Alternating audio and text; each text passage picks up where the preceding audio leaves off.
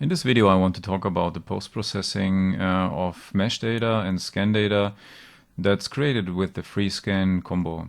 This video will be as valid for the combo as for the UE Pro, because for those who don't know it so far, the UE Pro is the larger or the bigger brother of the FreeScan Combo. FreeScan Combo is sharing not only the software itself, there is as well some technical components that are the same like in UE Pro.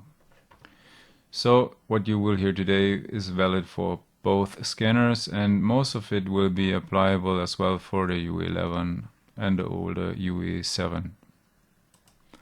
I'm just going to make this video on the version 1.2.41. It's making sense to speak about this version that was updated largely compared to my first video I did based on the UE Pro software. There had been a lot of things happening, so anyway, I think it worth to watch it. First of all, I'm going to switch to English because I think most of you guys will be watching this and try to work with it in English. I think it makes sense, because the translation in German has become a really lot better, but some things are, for me, being German, easier to understand in English as well. For a start point, you can watch the video that was part 5, I guess, from Combo. In the Combo we created a scan of a part that was about laser scanning, and I'm going to repeat a small part of it, because I think there are some things that could be a bit more detailed in that version, and I want to use it as well to explain some features a bit more detailed. So I'm going to repeat the part starting with the fusion of the different scans. Actually, I'm just didn't finish the point cloud calculation of the last scan I did here because of some certain reason that worth to know for all of you who didn't think about that too much. Here is 2 buttons right now. You can use the button of normal point cloud generation, and you have a new algorithm that is indicated by the 4 round points on the edge of the stop button here.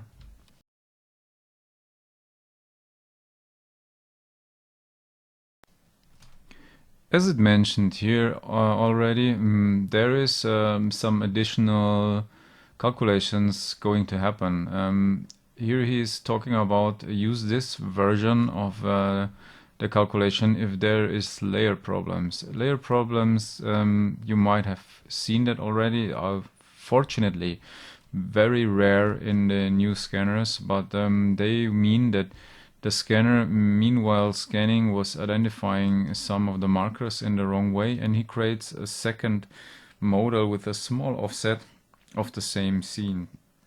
So this version of the optimization might help you out to still fix the scan, because there is no history of the scan images that you can delete.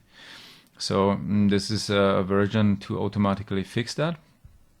But I tested a little bit on that point cloud generation, and I have the impression that even normal scans that don't visually appear problematic profit of this new algorithm. In my opinion, what they did, I'm just making a guess, they are going over the different views from the scan views that the cameras did in different directions, and they are making some double check of the coordinate system in the different views and the points related to them. That means, is it, let's say, possible and reasonable that you have the points in this position after the change of the position of the scanner? And I am seeing a better result on longer scans, that there is like some intermediation between the errors created on long scans, and in smaller scans I have a little bit the feeling that there is some better sharpening. So if you don't have a big scan that takes a very long time to be calculated, I would rather opt for this version. You don't have anything to lose. You have a little bit more calculation time, but in smaller models that's absolutely no problem. And you have the optimized version of the view. So if you have, let's say, not so much time and you don't want to look for the last percentage of preciseness and all of that, take this button. If you really want to get the maximum out of your scan, the optimization is a benefit. You will realize in big models that it will take a little longer in the calculation time, but in this case it's a small model and I'm really running it on a not so, let's say, fast desktop machine, and therefore you can see still it's not really a big issue. Calculation is still fast.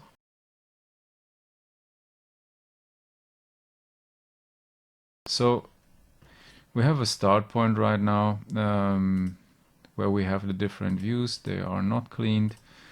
So we are going as well to go a bit again in the cleaning process. There is some things to know.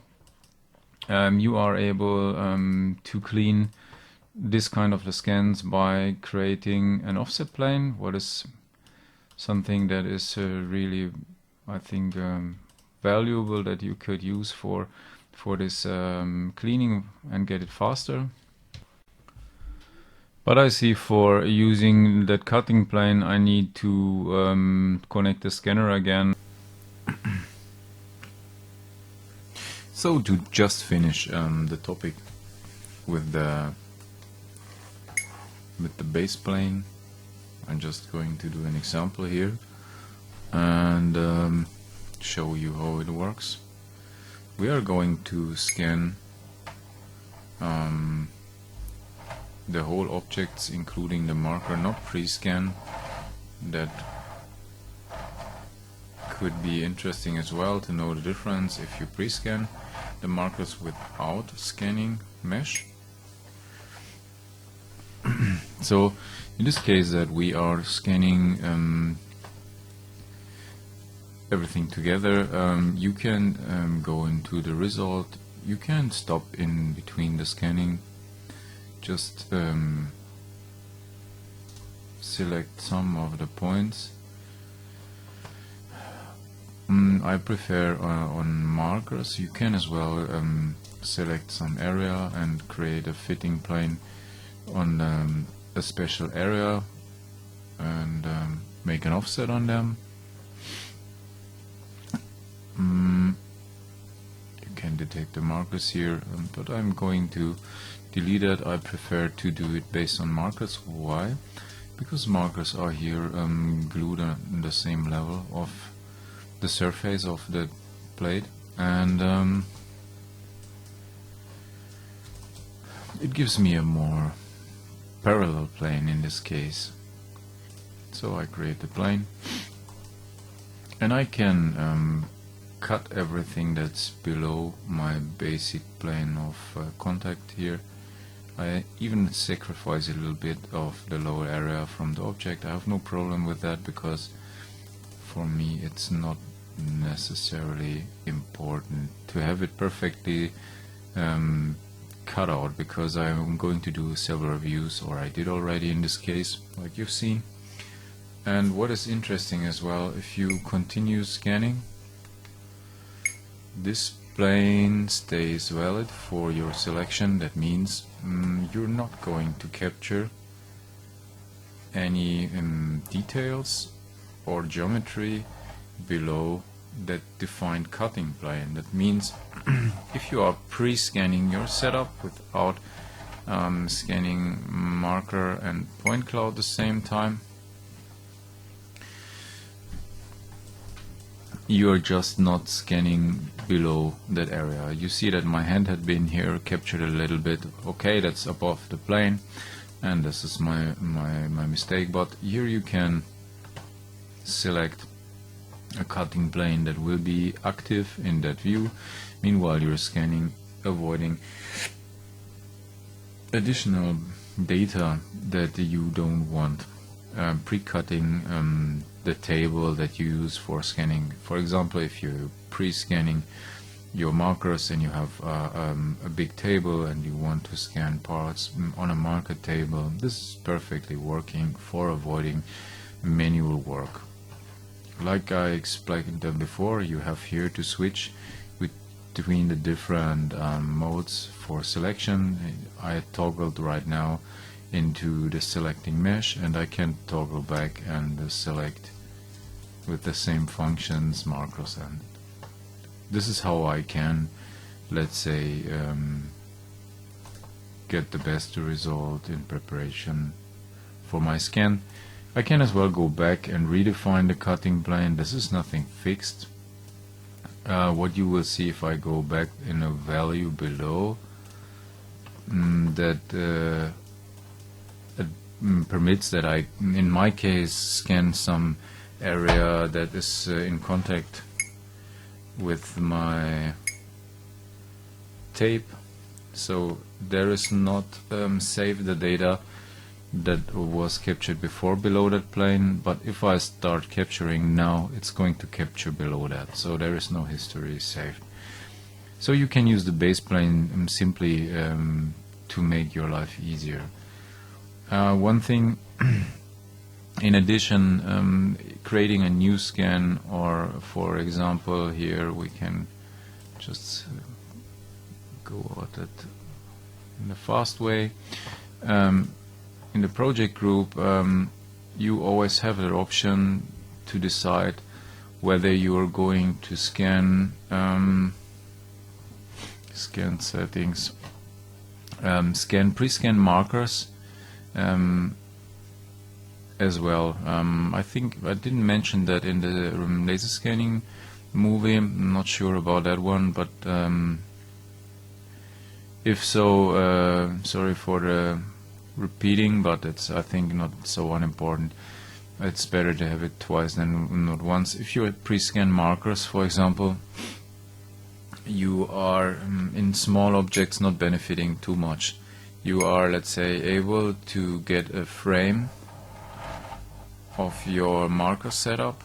Here I have small and big markers in use at the same time. I can scan them. Here is some options to switch in brightness, but at standard the setup is quite fine. And after I capture that, I have here the same registration of the markers, and he's going to double check the markers, like explained before, in several directions. So I can right now scan point clouds. What is like you've seen before, no markers capturing anymore. It will rise up your frame rate, something that we didn't activate so far was the high-speed scanning. It's not needed actually for this part, but it rises up the frame rate like explained before. You can see that very well here in the frame rate that is shown on the screen. And well, I recommend to pre-scan the marker setup if you have a weak hardware, because you're taking off the load from the hardware to calculate mesh and the markers at the same time. And I recommend it if you are scanning very big objects, because it will raise your preciseness if you are calculating the marker positions with the optimization before you start scanning. But for normal and mid-sized parts, it's absolutely fine and a lot more relaxed to directly scan both of them. So that's it. Let's continue with the content that we started with. So the other tools I was already explaining in the HX video, but I'm going to give a fast review on them, because not all of you will want to re-watch the older HX videos. And therefore let's go through them very fast. First of all, there is always some kind of small resume on the different functions that you have with the shortcuts written down below. depending what you select. Here is a different tools that you might know from Photoshop or other graphical programs for selection. There is a right angular selection, and this works like the name it says. You are going to push Shift and the left mouse button to select in a right angular shape. And of course, like it's described there below, you can use as well the function to unselect. So you have to click Control in this case, and you have to have the buttons pushed and leave the left mouse button loose to deselect. So nothing really new on that one. I really am a great fan of the polygon tool. I think I use it 80% of the time because all that other functions for me are not that big benefit. I will show you why. You are able to define by border points by keeping the Shift pushed.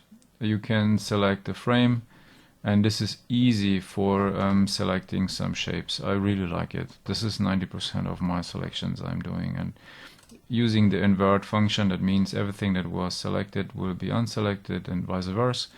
You are already having, with a few clicks, a very good selection that will be good for most of the reasons and cases. So I really like it. Lasso is very traditional in 3D scanning. You keep the Shift mouse button pushed.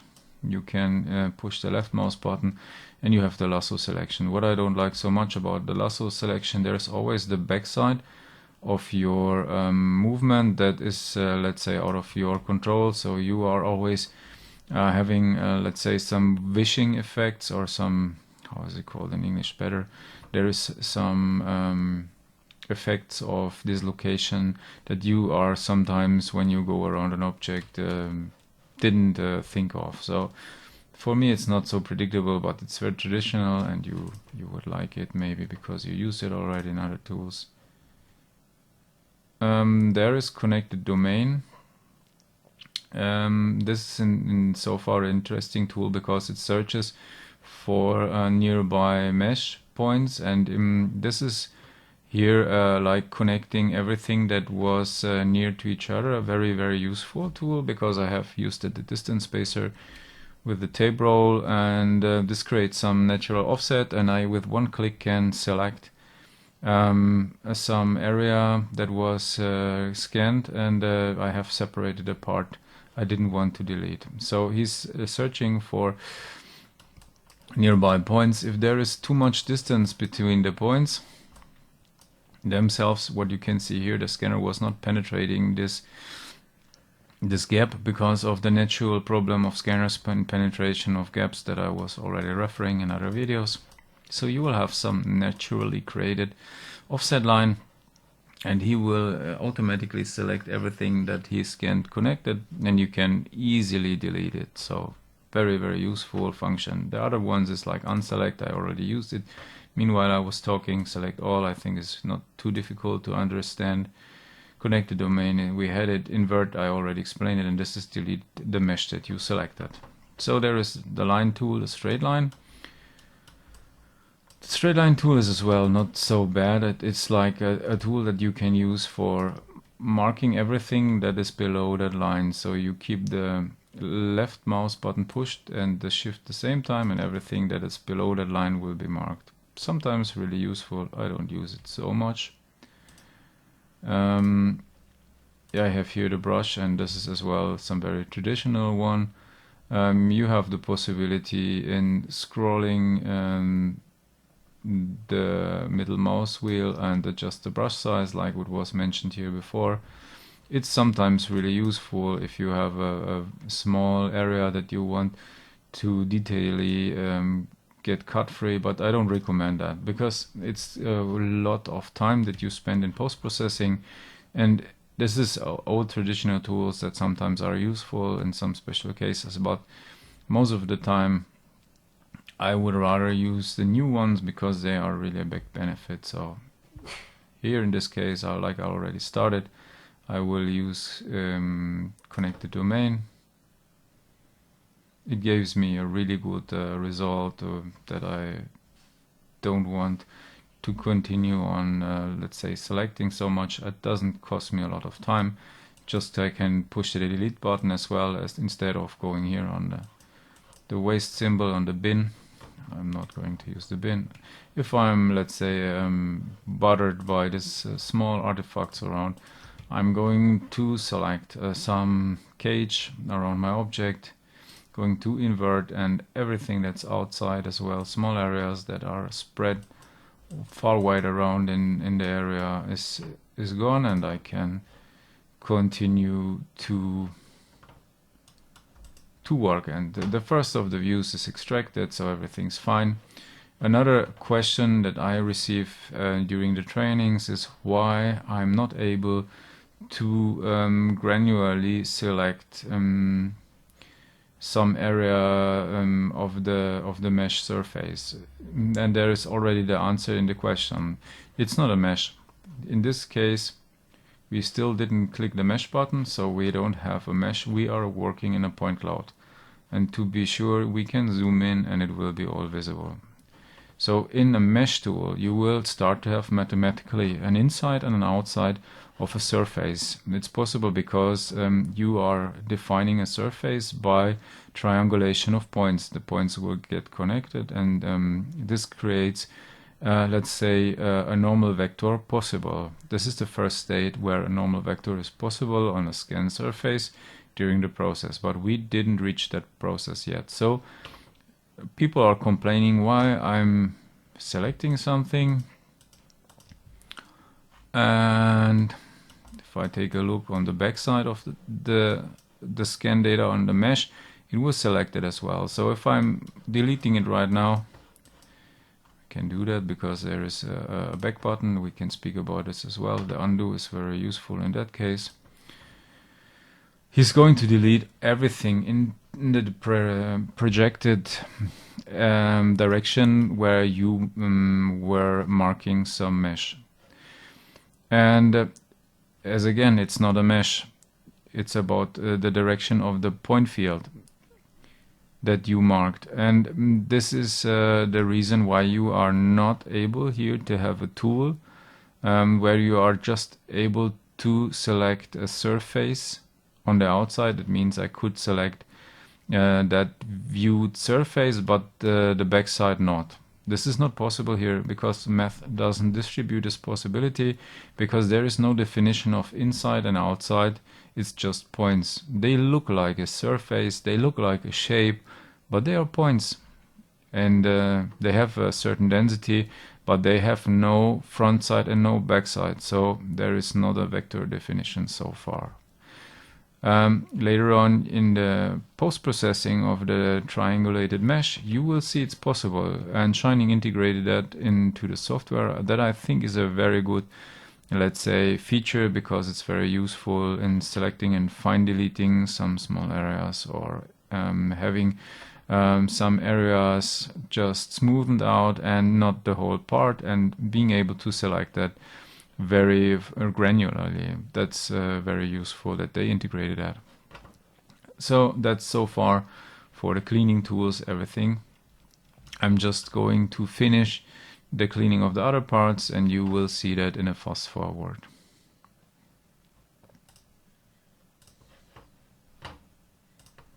Just don't forget, before I start to fast forward, if you are just suppressing the view of this scan, and you are having the new scan you want to work on shown with that eye, you can show and unshow that. You can use it as well, differentiated for the markers and points. So if you need it for some reason for selection, you can do that. But if you have the main selection, that is this, let's say, gray bar around on the old version of your scan, you will not be able to select it. Fortunately, it warns you that this is not possible and you're on the wrong selection. But before, this was not like that. So if you want to edit the next scan mesh, you just have to have visibility and the activation bar on the same scan, to be clear.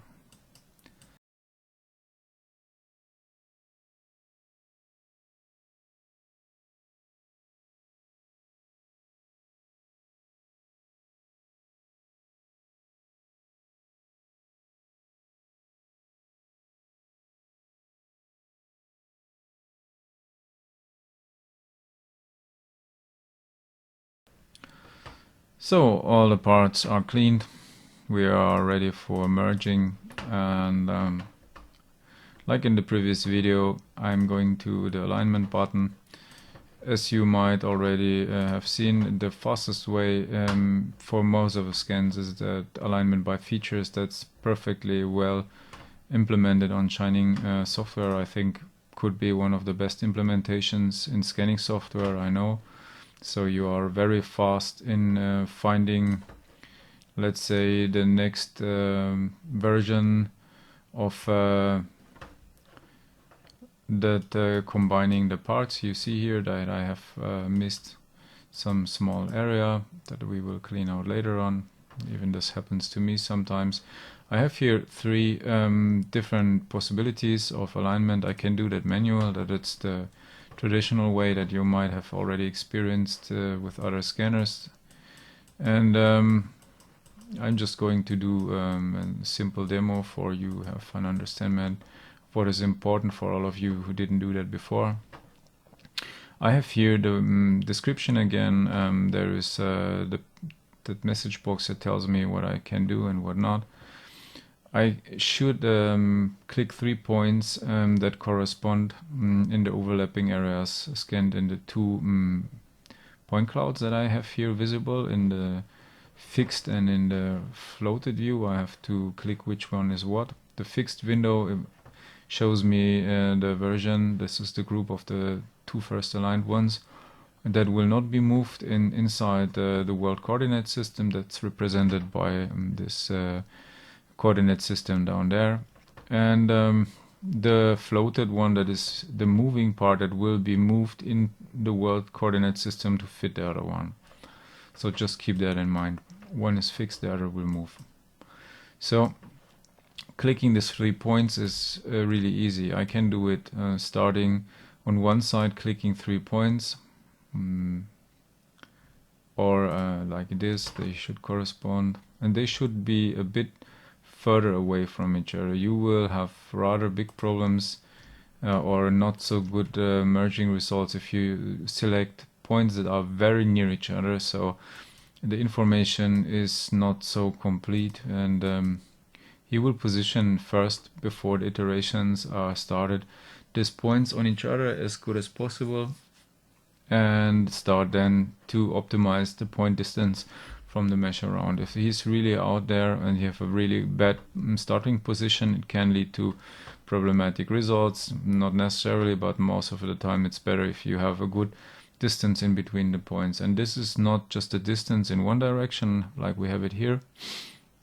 You should have in a second axis, that means perpendicular to that as well, a good distance, and an area that is fulfilling. This is maybe here this 2 radius area that I can identify easily as well on both areas, and I can click apply, and he will start to try to align them, and it was successfully. So that's absolutely no problem. Aligning by markers is very useful function if you are having a big object that you scanned in several scan views, or how Shining calls it, the groups, the project groups, and you have in the project groups the same markers related to the surface area of the object in the same area. That means normally object-based markers. That means if you have a big object like a bumper from a car and you markered that bumper, you can just click on alignment by markers, and he will automatically fit the markers and has aligned the model. As they are unregularly put on the object, this is a perfect way to align fast big objects, and objects that have no features that are very easy to recognize. That means if you have a, for example, scan the ball, a sphere, and this having not any kind of the good features, small geometrical details that you can use for manual alignment or automatic alignment, markers will do the job for you. So this is what you have to know about it. Unfortunately, there is not an option here right now to use markers partially. I don't see this in this version realized. That means it would be possible in some softwares to click on 3 markers on the object and use them for alignment, not the whole marker environment. That can be very useful because sometimes you have a table where you put markers on to scan parts, and if you have a large part, you might have to put some markers on the part, and then there will be a mixture of markers on the object, on the part, or on your environment. And if you would have here the possibility to select the markers on the object, like you selected in manual choice the geometry points, then you would have a perfect combination in this field of the alignment for bigger objects. I think this is really missing in my opinion. Nevertheless, in 95% of the scanning cases with the given possibilities, you will have nothing to complain about. And the most important thing is that you have a very good automatic alignment by features. If you aligned some match, don't forget to click next. That means the 2 ones that I selected are grouped together. So in the group 1 now is integrated this project number 3 or the scan view number 3. And there's just one left I can click on here, and I'm going to do this automatic by features because it's so pleasantly fast and accurate that I'm not seeing any benefit of doing it in another way. So yes, everything's aligned. Fine. Exit to integrate the last view as well before you move out. And then you are ready to go into the meshing mode.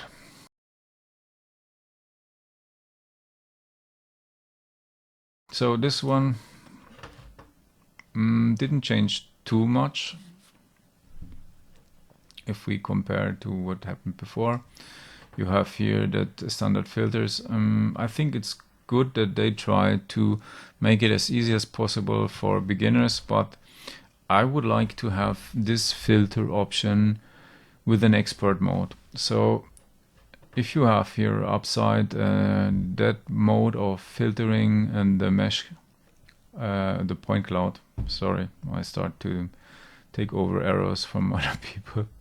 If you would start a second, let's say, menu over here for an expert mode where I can detailedly select the filters that are applied, I would really appreciate that, because this overview here is very, very useful for most of the users, and that's why they did it. You cannot go wrong so much here. You just have a few standard filters that are, let's say, not easy or not difficult to understand wrong. You have here a filter that is medium, low, and high. That means if there is surface irregularities caused by, for example, sharp edges and the light effects of them, and so you can filter them in different degrees. You have a small floating parts removal. That means small sized parts like them that are outside of the object, you can filter them with this already, but think twice about using this filter in this part of the project, and that's why they put it in standard to 1. This whole scan and laser scanning is containing point clouds, and sometimes for the software in this not meshed situation, it's not clear so much what is important and what not. So if you are going to remove small objects, I have some feeling that this causes more holes where inside the right area that belong really to the surface of the part, there is deleted as well small isolated areas that are not connected to the main surface. So that's why I as well don't use that filter here.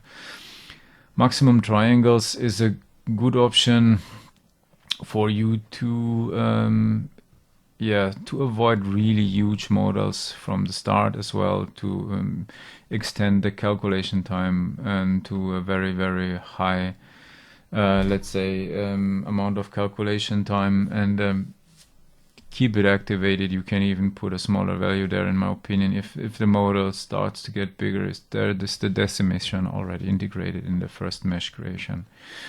Small holes fills, it's good, it's useful, but as well, like up there, be careful in this period of the project. Sometimes the holes filling can lead to areas that are connected and filled up with an algorithm that you don't want.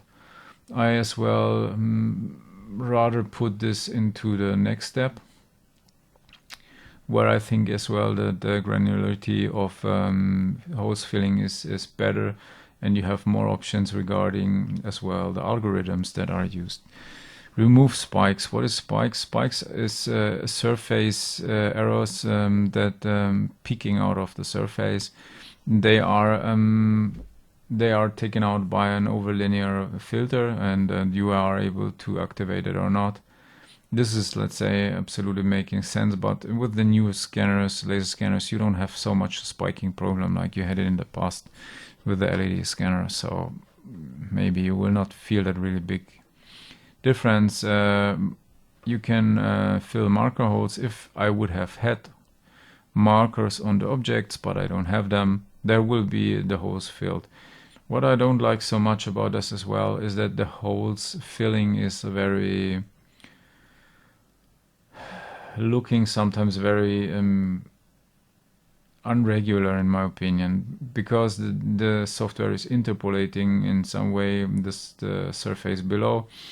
This is clear that it's not perfect because there wasn't captured any information, and the borders are not perfect, so there will be some interpolation surface. So it's like that. That's why I try to avoid markers on the object and use markers surrounding the object if possible. Recommended parameters. What does it mean? You can still go back to recommended parameters if you played here around too much and you are not happy with the results, but you don't remember where you started from. You can just double click that and you will be back there where you have started. So I can show you how this can be applied. I'm just going to, pick up some kind of strange or not so well thought filter setup. I can start meshing and look what the result will be like.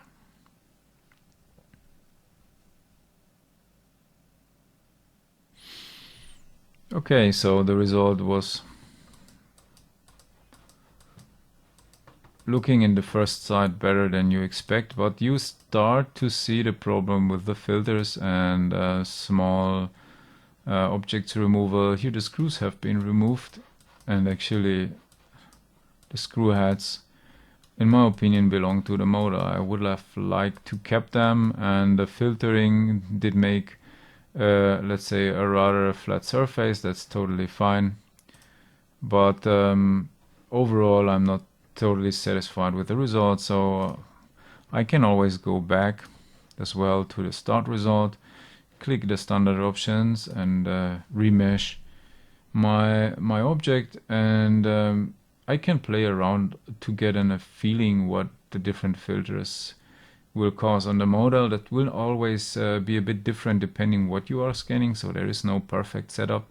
If it would be there, they would have implemented it already. You have to set up a bit different for high surface areas, for example, or very large, long, flat surfaces. You can go a bit, let's say, more aggressive on the filters and so on, but you can always go back like I've shown you before. One thing that users of einscan products might recognize here is that there is no watertight option in this software, and that's something people are arguing about since the FreeScan software was launched without that watertight model option. I think the first version had it. Not really sure, but I think there had been a watertight option. Watertight scans are very useful because they can be directly printed on a 3D printer. Of course, they are closing the not scanned areas with assumptions, and sometimes they don't look perfect, and that's something that you might like or might not like. There is advantages and disadvantages for it, of course, but you are able to directly create a printable model, and for some workflows people will want to have that.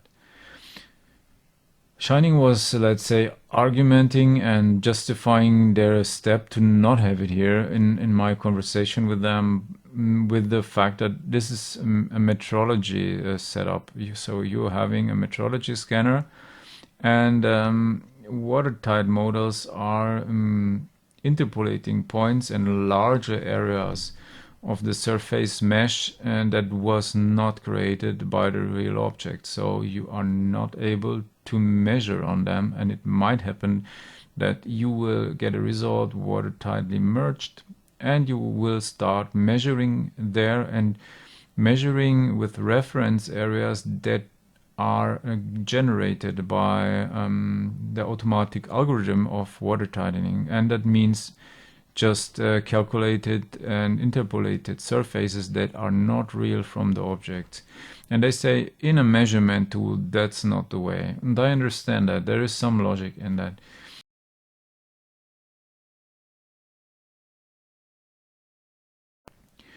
You can create a watertight model by the hole fillings command afterwards. It's not a big problem. You can just say, okay, I want holes filling automatically.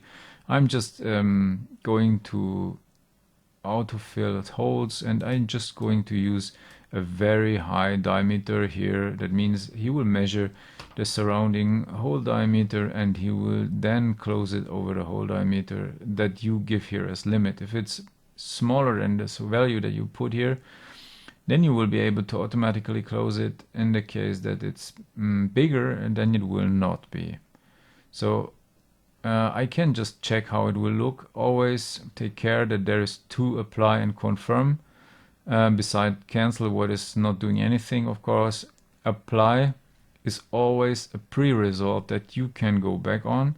Confirm will create a result, a final result that is not changeable anymore. This is fixed.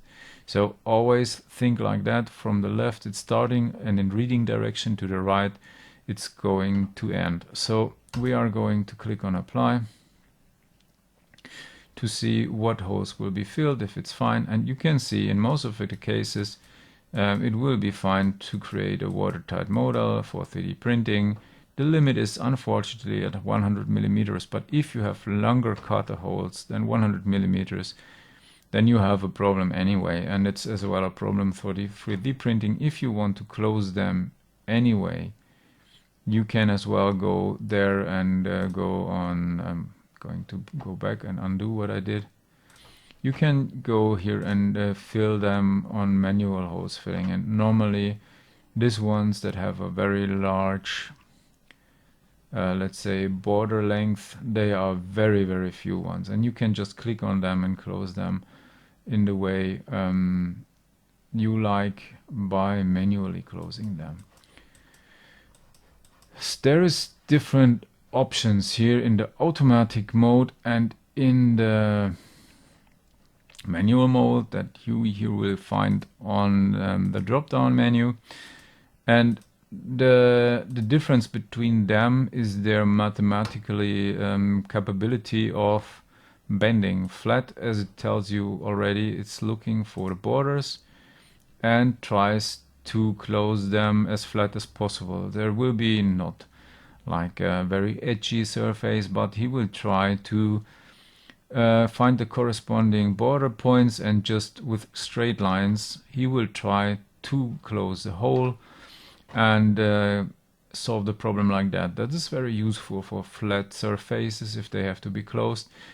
Tangent as version. Tangent tries to tangentially continue with the borders, and this is fitting much more your need here in this case, because you have a rubber that is having a radius that is more cylindrical, or even have some extraction angle, some draft on it. So this tangential, like it says, it's a tangent to some circle, and it will try to close the area with the same tangents and the same radius like the environment has, and you see that it's fitting much more your purpose. If you want to use it, for example, as a fitting model on a motorcycle, print it out in plastic and just put as well the rubber mounts in there that belong here normally, you will be fine, because if you straight close it, the rubber mounts will have a very strange, let's say, radius deformation to the inside and might not mount. So if we go back, there is just a last version, that's curvature. Curvature is in math the next degree of let's say the polynomial, let's say, steadiness that you can opt for, and he will not just want to use the radius tangent, let's say continuous. He will try to as well have the curvature, let's say, kept compared to the surrounding, and this will get you even better adapted, let's say, closing surfaces regarding what you will get as a result. Tangent is very fine and enough for areas where there is radiuses and they are steady radiuses, not changing. So if you are closing a hole like we have it here, this might be the best version and not going for curvature. And you might ask me, why not use curvature if it's better in adapting? The topic in curvature based is it's a polynomial in third degree what is applied, and this is more adaptable. Yes, it can create a better adaptation to radiuses, but as well it has the problem, it has more degrees of freedom. That means the surface that might be created can get very let's say wavy as well, because in a polynomial in third degree you can have ups and downs, whereas a radius doesn't offer that possibility. So this is more for freeform surfaces, or let's say complex surfaces. Interesting in let's say not flat surface, just radius surface. Tangent is totally fine for that. Anyway, I'm going to confirm that just to explain how this works and where is it applied in the best way. And for all the other holes, I'm going to use the autofill command, like I was showing that as well already in that period before. I'm going to apply.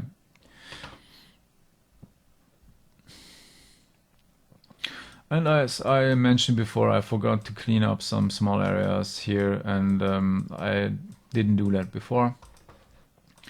So confirm to go out of the holes fixing, and I have here that as well what is called floating small floating removal. And compared to do that in the point cloud, where I had been talking before over that, it is much more reliable that here there will not be deleted areas inside your scanned areas that you want to keep them. That's something, believe me, you will have much more trouble if you try to solve it in the filter that is transforming the point cloud to the mesh, like I shown you before, than to do it in the mesh itself, because there will be already as well visible, and by closing holes connected areas that are from the part itself much more likely, and the real floating parts around get more isolated and more visible. And I can play here a little bit around. I can go here and use a bigger value till they disappear, and you can start with the smaller one and get bigger if you want to see if they are, let's say, taken out. You see here right now in 28 I just taken out a smaller one. If I go bigger, that will be deleted as well. The bigger one, if I go too big, all the parts are going to be deleted maybe. So yeah, don't start from the maximum maybe. This is, I think, quite clear. What else do we have here? Yes, we have here that the different possibilities of selection that I was mentioning before. I have here the selection through that was in the point cloud always the case. That means, like I mentioned before, I will select through the whole model without regarding the different purposes of the surfaces. And I have here just selection of the visible surface, and I think this is a big advantage for the following processes. I'm just going to select some surface and it will be just the outside surface. Why this is working right now and why it didn't work before, like I was mentioning, right now we have a surface that was created by triangulation and that's having a normal surface normal, and there is a inside out definition possible right now, and that's why it's here. That hadn't been here always. That was entering the software in the more recent versions. Okay, on select. The rest of the options you already know them. You have here some standard positioning views that just will make sense if you position the scan related to the world coordinate system. That we will do next. Maybe before we enter in this topic, we will just finish what is here as editing version, mesh editing version tools, and there is things that you already know from the past. I'm going to explain them in a short brief as well for the people who didn't use it before. You have here a mesh simplification that's bringing down your mesh size. There is the polygons that will be there left over. I think this is really cool that you have this preview because it gives you an idea about what will be the size in the different most important formats. STL, for example, is a file format that is imported into many reverse engineering and CAD software tools, and some of the mainly CAD based tools, hey, they have a limited ability to deal with STL size. And that means parts that, for example, you want to import into Creo and you have a normal computer and you want to import mesh files that are bigger than 100 megabytes, it might give you a lot of headache depending the version you have on Creo to turn them and work with them. You will not be very happy on that. So you can simplify the mesh data to a small amount of triangles, and this is absolutely legitimate, and you will not create a really big problem and error on the simplification, because the simplification of the mesh is done in some intelligent way here in the software already, and the software of Shining is really powerful. It can handle really big meshes as well, what is not necessarily the case for all the reverse engineering software versions on the market. So what does it mean for you in general? Unfortunately, we have here no view where we can see the mesh in some wireframe view. If you are going to load that part into a software that's offering you to switch to wireframe view, you can see what's happening. Right now we have here a mesh that has more or less the same point distance in all areas, like you've seen it in the point cloud where it was generated from. And if we are going to decimate, the software is going to look around on the mesh looking for radiuses where there is curvature changes, means bigger radiuses, small curvature changes, sharp edges are maximum curvature changes, and the software is going to just delete the points on the flat planes, mainly because here the preciseness of the representation of the geometry will not suffer very much. If you have a flat plane that's represented by just a few points, it will be a flat plane anyway. If you have here you have a radius that's represented by just a few points and it's created by triangles with straight connections, you will get a very, let's say, greasy object with grease edges, and you will see that right now in the example that I'm going to show you. To have an idea what the simplification does, you can go to a very high detail, a very high degree of simplification. Don't click confirm, just click apply to not, let's say, finally accept that step, just to be able to preview that. And what you will realize, there is the tessellation of triangles already visible. You have, let's say, permitted such a small size that there is just 7,900 polygons more or less is allowed, and he's just starting to decimate as well, and the radius is the amount of polygons and points, what leads to a very small object, yes, but you start to lose the representation quality of your scanned object. And if you go further, we can go here and push it to a limit, you will see that this problem creates more triangulated looking like shapes, and you might not want that, because for your reverse engineering process or whatever you want to use it for, it will create a ugly result with as well some kind of deviation that you don't want to have it.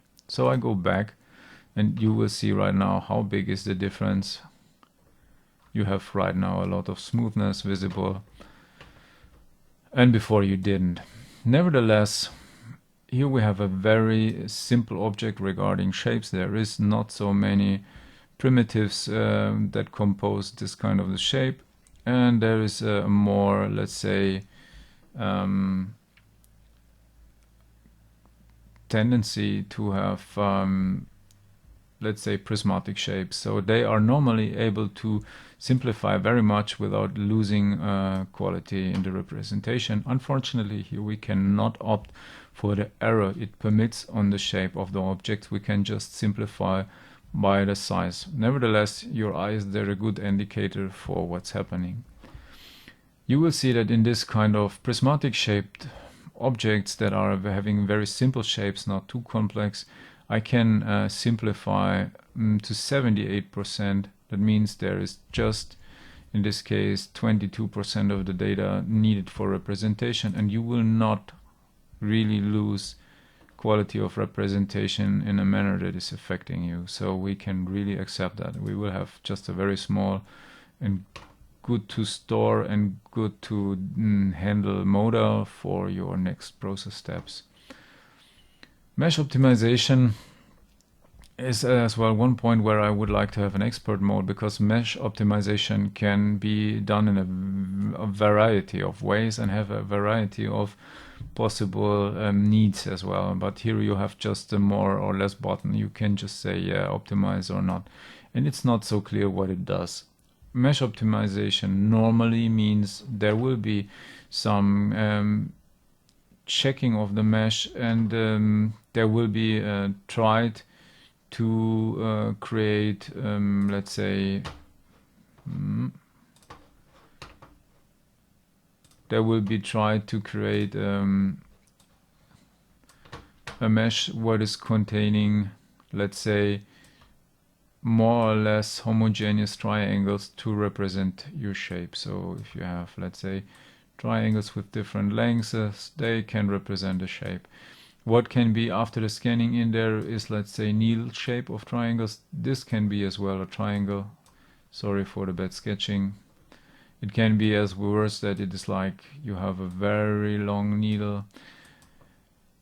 And the mesh optimization is searching through the object and is going to subdivide these needles, or is going to delete the needle and put some more, let's say, bigger triangles in that area. Why this is important? Not so much for the scanning and the printing, but reverse engineering tools that try to interpolate, let's say, polynomial functions on the mesh, they might fail, especially when it comes to automatic step creation and these auto surfacing tools that are implemented in as well software like Geomagic Essentials or any other kind of the software that's offering you that. And they might not be able to create an automated, let's say, quad-side mesh based on the data if there is a bad mesh quality.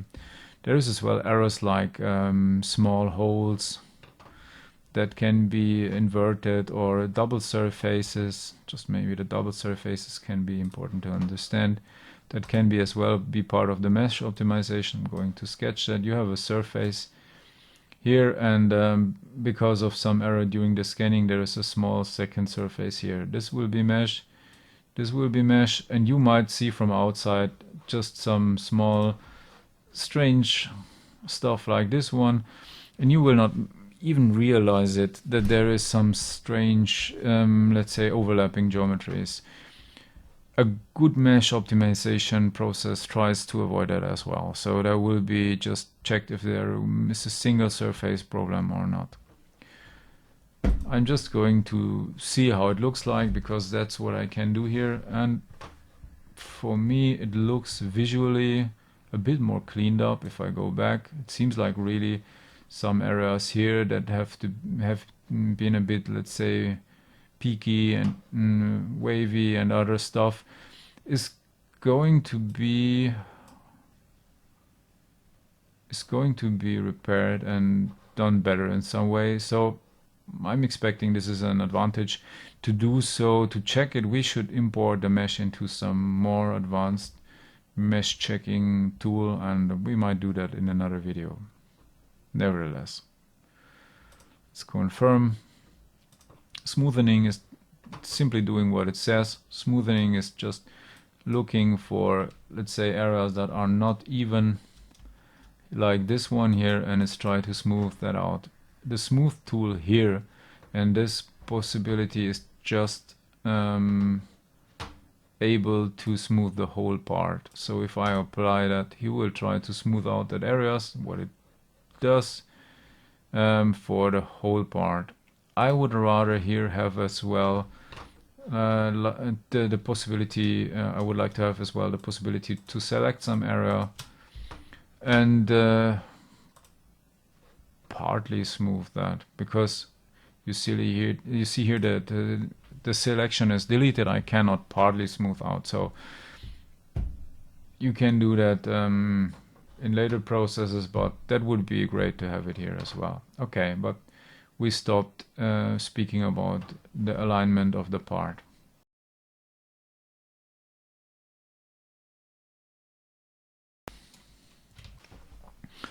So you might wonder, where can I find these options, and therefore here is the last point, that's named measurements, and you have to actively opt for that. So right now you are in a different mode with new functions, and you are able to do things like position your object regarding the world coordinate system.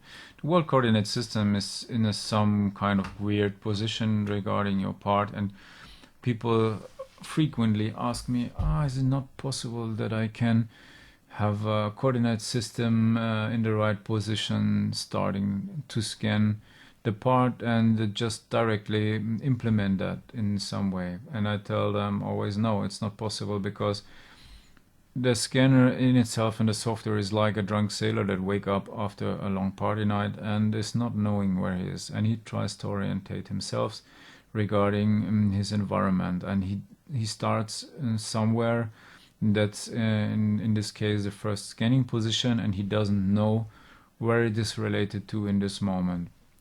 I'm really sure that in the future there will be implemented some help tools for that. I think this is something that is not too complicated. It would save some time for sure, but so far it's not implemented, and I don't know any scanning software that does it actually. So that's just a small anecdote for the starting.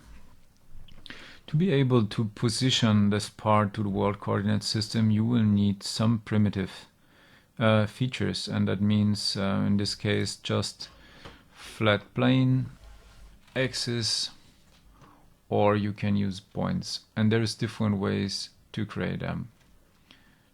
For example, I can go start create some surface plane, and therefore I need a selection method, because right now I have not selected anything from my point cloud. I just can click on 3 points. I think this is very easy to imagine how this is done. So I will have a third point clicked on, and I can create this feature. Nevertheless, for me, this is always a bad representation of area on the flat surface. You see here that this having a deviation to the rest of the surface, and actually this was happening in the CMM as well, and in the older times, or still as a topic if you use this kind of tactile measurement. In the 3D scanning with optical systems, you have the advantage you can use a large amount of points and create some best fit. And this is what we do here. For example, we are going to select some areas, but we should push Shift as well, not Control, because it unmarks, and I can decide whether I want to select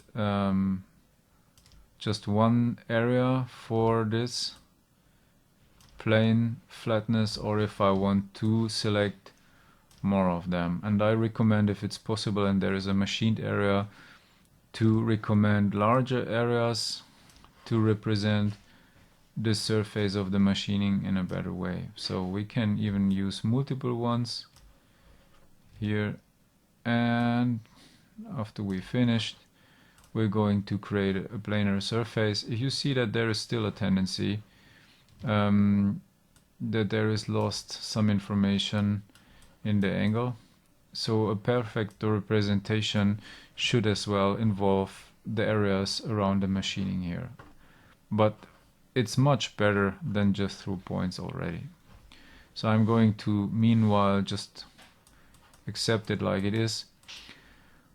If I want to have a very good perpendicular positioning, I should have some perpendicular surface that represents as well in a good way the machining here. I can use rather this front surface, that small one, or one of these surfaces out here. This area, because it's perpendicular and it serves my purpose. And what I can see here already is that no, it's fine. I thought it was inclinated, but it seems to be fine. The bigger the better, but I have here very limited possibilities to do that. So I have to create a surface based on what is here is possible. I cannot use a cylinder or anything else. There's just these three primitives that I can, or these three to be precise in speaking, it's not primitives, it's like references. I can just create these three versions of references, and I'm fine with this so far. I can take a look about the position quality in the CAD software and fine adjust that as well, but in most of the cases it should be enough. So I have right now two surfaces, and I need a 3, 2, 1 reference to be able to position to CS0. That means 3 is a plane, a flat plane first reference. We already have it. 2 is a vector, that is here, for example, a line, and 1 is a point. This is the this point 0 of the world coordinate system. So there is just this traditional possible way with the positioning. Here I have as well different points I can create on this kind of the vectors. I can just select, for example, vector points from here to there, and this will create me a vector. But this will be as well something more or less precise. I just sketch a second plane because I can as well use a plane intersection, and I rather use this one because it's containing more information on the geometry. If I have planes that were created based on more points, like these two ones. I'm going to make an intersection between these two one, and I created the vector that I need for positioning. So I have right now, I have 4, 3, 2, 1. I have my base plane and I have my vector, but I need still a point. And I can just go here and select a point and some vector, or in the surface like before. Or I can think of a possible way to create a good starting point where I want to have my CS0 in this case. It's a bit more difficult because there is no precise point I can pick up here on that surface, like it is most of the cases. If I would do it the best way possible, in my opinion, what I have here as tools and possibilities, I would select another plane. That would mean I will create a plane based on a best fit again.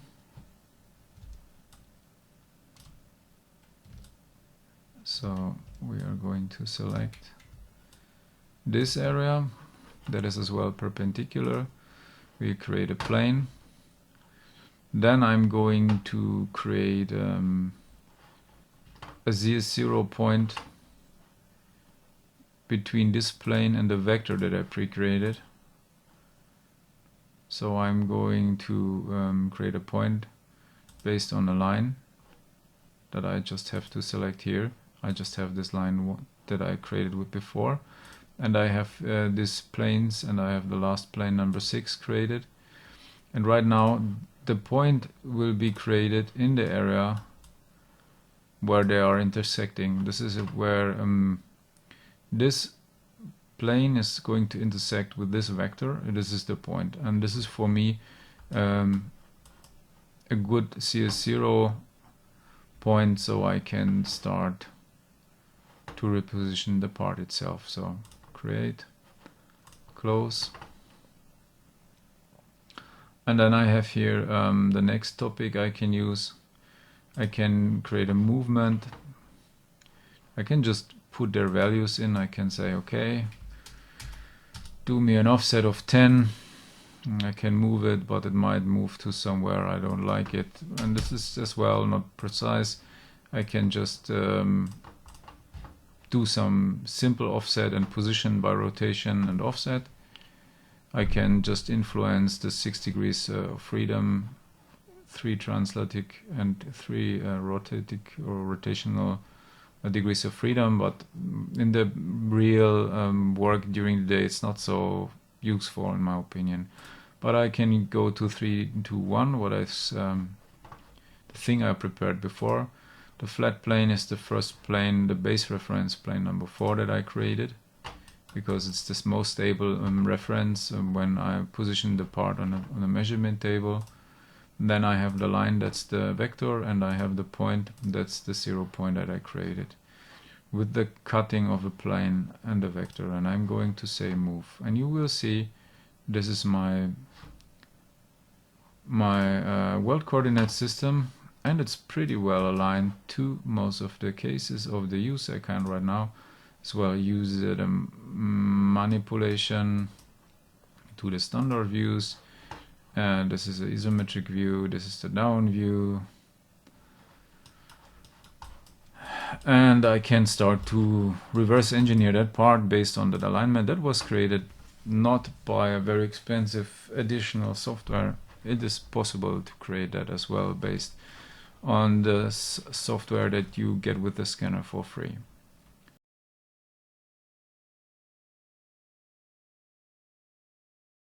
Measurement tools, yeah, they have a limited, let's say, use in my daily life, because most of the times you just prepare the scan data and switch to another software that have all these options, but maybe even more. But nevertheless, sometimes you are out at the customer's place, you need to do some basic measurements, and you are able to do that with the software as well from Shiny. Surface area, it enables you to select some area. For example, you can just go and measure some small area and you can calculate that, but as well, if you want to have a volume, thinking about the print volume, for example, 3D printing, this can be very useful. I just want to have the whole surface area, and I can even calculate that. And the same for the volume, because the volume in my case represents as well the amount of material that I might have to buy and calculate for 3D printing. So this is possible as well. So I get an overall volume. that can calculate as well the weight of the object and so on and so on. So it's sometimes really useful. Measuring distance is something that so far just is possible on 2 points. And it can be really useful to get an impression about the size of the object. If I reopen a scan and I didn't measure the object in the place where I had been scanning, and I needed to speak with the customer and have a conversation about, let's say, production and how big the part is. Can it be milled on a special 5x milling machine or not? Then it's absolutely fine. You have the basic things that you can measure here in distance. I think this is the most important things that you have to know. This other menus are as well in the post-processing step. I can as well go back there and go there to export, or I can stay in the measurement. It doesn't make a difference because it's just a shift of the same menu.